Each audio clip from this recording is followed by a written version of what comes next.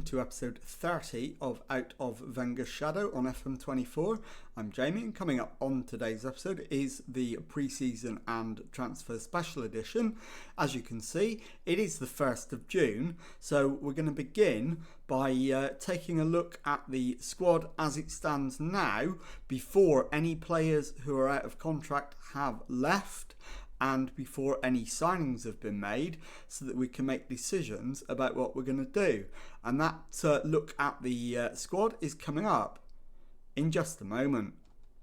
Okay, here is our first look at the squad of the episode, and as you can see, I've got them organised in order of when their contracts expire. So we're going to begin by looking at the players whose contracts are up, and deciding whether we're going to offer them a new deal or allow them to leave. So we begin with Ollie McBurnie, and he's 30 and down to 2.5 stars of ability.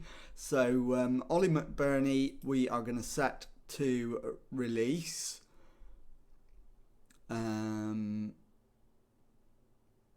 So in fact, has he already got something arranged?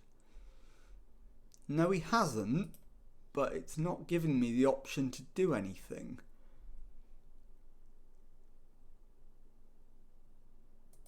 So I wonder if there is a way we can release him.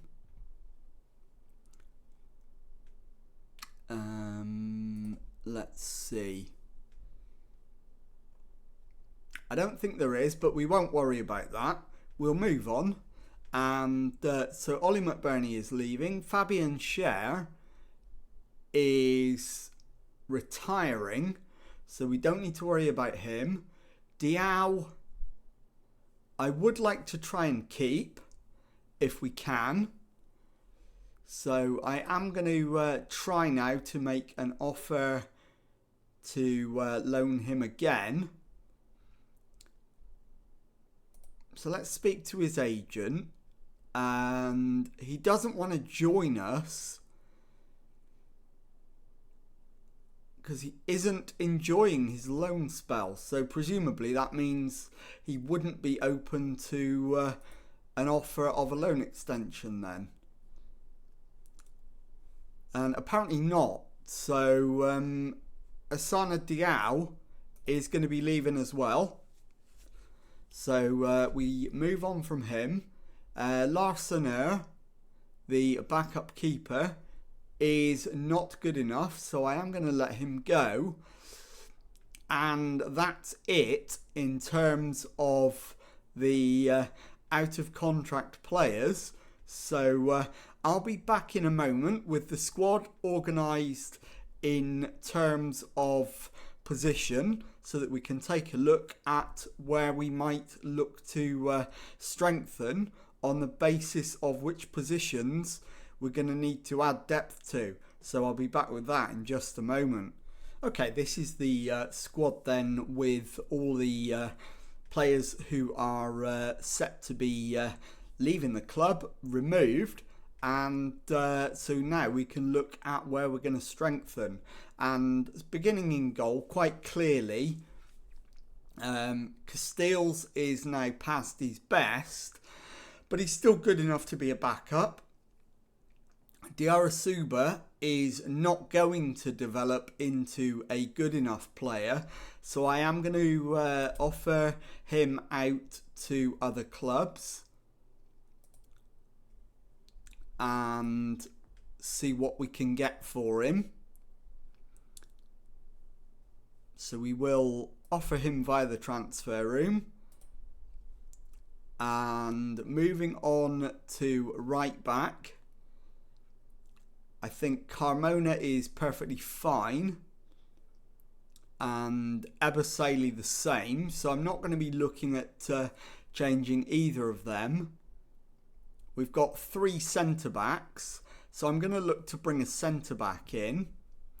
In terms of left backs, we've got Alvaro Fernandez, who is not good enough, so I am going to look to move him on. So we're going to offer him out. he wants to go, so we'll allow him to leave, and I'll make that unspecified as well. So Alvaro Fernandez is a goner. The other left back is Angelino. He's 30, but he's still good enough, so I'm going to keep hold of him. We've already done centre backs and decided we need another one. Defensive midfield. Ignacio Miramon has the potential to be good enough, so I'm going to keep him. Oliver Skip is plenty good enough and of a good age as well. Fabio Cardoso, on the other hand, is 33 and is asking to leave. So we're going to allow him to move. So I'm going to offer him out. Again, unspecified. So let's get him on the transfer list and see what we can generate for him. And then in terms of midfielders, we only have 2 central midfielders, one of which is Bentaleb, who is nowhere near good enough and needs to leave. So Bentaleb's going to be offered out. We're going to have to be brutal in this transfer window. We don't have a lot of money, but we need to generate what we can and bring in the best possible replacement. So Bentaleb is going to be on his way. Almiron is now 33, so he is going to leave. He's interested in leaving, so we'll facilitate that happening. We've got Jonathan David, who is an attacking midfielder and very, very good player. Haraldson, again, more than good enough at 24. And Yaziki, for now, remains good enough. Moving on to the right-hand side, Jagrova is definitely good enough, as is Thiago Santos. So we're not going to bring anybody in there. We only have one left-sided player, which is Ricardo Sotil. He's good enough, but we need to bring in somebody of a similar standard to help him out. And then up front, we've got Faris and Arezzo. Arezzo has potential to improve. Faris does not. I would like to bring in one more striker, but I'm not going to let either of those two leave. So with the squad roundup complete, it is now time for me to go and try to bring in some players. So I'll be back in a moment to show you the first batch of new signings. Okay, it's now the 8th of July and our first couple of signings have been made. We did in the end bring in Gautier Larsener from Stoke for £1.2 million. You'll remember he was here on loan last season. He's only ever going to be a backup, but that's fine. He's 30 and will do for this season as a second choice keeper. And the first really exciting signing is Alex Valle for £7.5 million, rising to £10 million from Barcelona. And Alex is a 23-year-old left back. 3 stars current ability, 3 stars of potential. I think he can do a pretty good job. So delighted to get him in. He's got loads of under 21 caps for Spain, and hopefully we can get him full international recognition before too much longer. So with that first couple of signings made, I'll be back in a moment to show you the next lot. Okay, it's now the 11th of July and time to show you my next signing. And as you can see, we've signed Chadi Riyad from Barcelona for £17.5 million. That is spread over instalments. It's not all going out in this transfer window, but let's take a look at him. and he is a 24-year-old Moroccan international centre-back. And he is a 3-star current ability, 3.5-star potential player. Already got 30 caps and 3 goals for his country. Delighted to get him in. So that is our centre-back quota filled. And I'll be back in a moment to show you the next signing. Okay, 2 more signings to show you in our next transfer roundup, and we've brought in Christian Asilani from Inter Milan for an initial £9.5 million, rising to £12.5 million. So let's take a look at him. He can play defensive midfield or central midfield equally well. He's 25. He's got 49 caps for Albania, and is a very solid squad player, and again delighted to get him in. And the second signing of this update, Martin Baturina from Dinamo Zagreb for £7.5 million, and he's a 4-star current ability, 4-star potential, 24-year-old Croatian international, 7 caps and 2 goals for his country. He'll get many more than that while he's with us, I'm sure. And I'll be back in a moment with the next transfer roundup. Okay, yet another signing made, and this time it's a loan deal, and a 1.4 million fee attached to the loan, with a future purchase of 4.1 million as well. So here he is, and it is Gabriel Veron. He is a left or right winger, and is 3 stars of current ability, 3 stars of potential, 24-year-old Brazilian.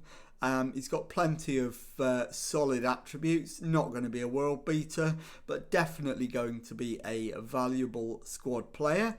So delighted to get him in, and that probably will be the last signing. We don't have any more money left.